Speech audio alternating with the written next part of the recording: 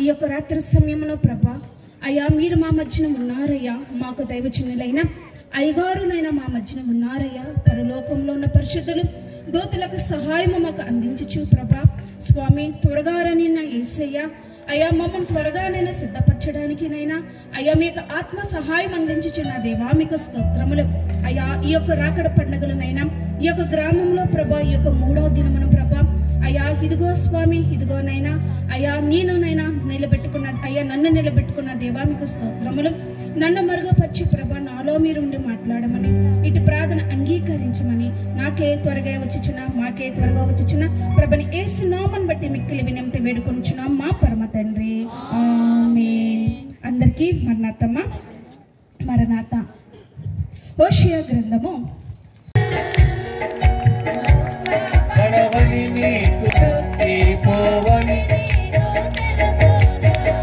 అందరూ కలిసి ఎక్కడ నీవున్న అక్కడకే జన ఎగిరి ఎగిరి తెలుసునా నీమా సమముగా ఉన్నట్లు సర్వజనులం తెలుసునా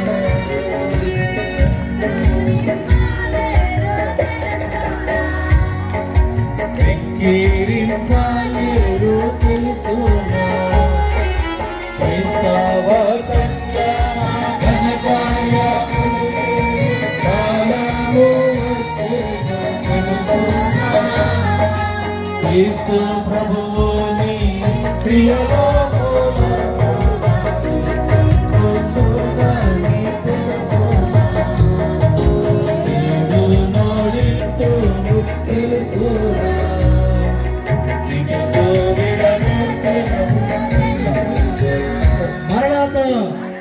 గట్టిగా మరణాత కూర్చుందాం. అప్పుడు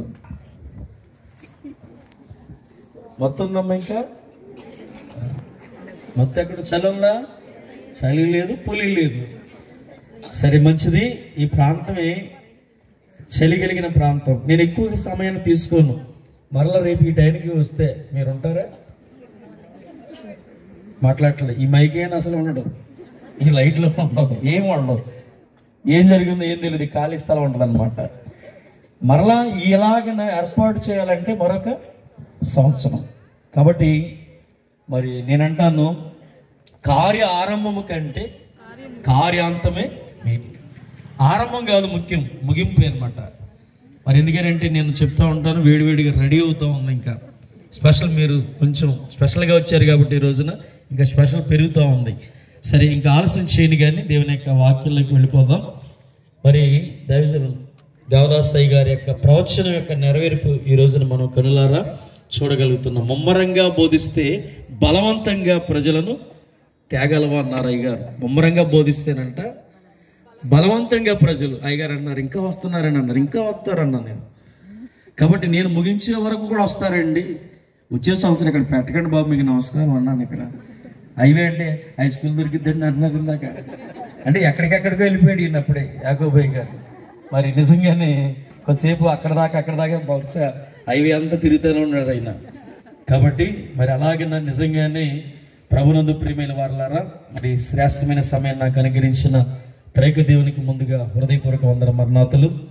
అలాగే ఏర్పాటు బయలు మిషన్ వ్యవస్థాపకుల ఆత్మజనకులు మన తండ్రి గారికి దేవదాసయ్య గారికి హృదయపూర్వక వందన మరణం. దీర్ఘాయుష్యమంతుడు అవుతాడు, దిద్దుబాటు లేనివాడు దీర్ఘ చింతలో ఉంటాడు అని తెలియజేసి ఉన్నారు. కాబట్టి మరి ఈ యొక్క రాకడ పండగ లేకపోతే ఈ యొక్క రాకడ అన్నది ఎవరికి సంతోషకరమైంది ఈ భూలోకములో? మరి దేవుని విశ్వాసించిన వారు విశ్వాసులైన వారికి సంతోషము, కానీ పాపులైన వారికి ఏంటండి 7 ఏళ్ల శ్రమ అన్నది వాళ్ళకి మిగిల్చబడినట్లు మనం చూస్తున్నాము. అయితే మరి ఇంకొకరిని చూసినట్లయితే యోహాను సువార్త 11వ అధ్యాయము 28-29 వచనం చూద్దామండి. యోహాను సువార్త 11:28-29. ఆమె ఈ మాట చెప్పి వెళ్ళి బోధకుడు వచ్చి నిన్ను పిలుచుచున్నాడని తన సహోదరి అయిన మరియను చాలమ్మ ఆమె విని త్వరగా లేచి ఆయన యొద్దకు వచ్చాను. ఎవరు వచ్చారండి? మరియా గారంట ఎవరు కలుసుకున్నారు? యేసు ప్రభు వారిని కలుసుకున్నారు. పరిశుద్ధ గ్రంథంలో చూసినట్లయితేనండి అనేక మంది మరియాలు ఉన్నారు. అయితే ఈ యొక్క కుటుంబము ప్రత్యేకించబడిన కుటుంబము. ఎవరనగా మరియా, మార్తా గారు, లాజరు గారు. అయితే ఒక దినమనంట యేసు ప్రభు వారు లేని సమయంలోనంట మరి ఈ యొక్క లాజరు గారు చనిపోయారంట. లాజరు గారు చనిపోయినప్పుడు మరి ఈ యొక్క యేసు ప్రభు వారు వెళ్ళినప్పుడు మార్తా అంట పరిగెట్టుకుంటా యేసు ప్రభు వారి దగ్గరికి వెళ్ళి, అయ్యా నువ్వు ఎక్కడికి వెళ్ళిపోయావు? నువ్వు ఉంటే మా తమ్ముడు చనిపోయేవాడు కాదయ్యా అని అన్నప్పుడు ప్రభు వారు అంటున్నారంట, మరి నువ్వు నా యందు విశ్వాసించుచున్నావా అని అడిగినప్పుడంట మరి మార్తా అనిందంట, అయ్యా నేను విశ్వాసించుచున్నాను, మరి మనము పునరుద్ధానం దినమన మరి మనమందరము లేస్తాము అని అన్నప్పుడు ప్రభు అంటున్నారంట, పునరుద్ధానము నేనే, జీవమును నేనే అని సెలవిచ్చినారంట. మరి ఆ లాజరు గారిని మరి లేపినట్లు చూస్తున్నాము.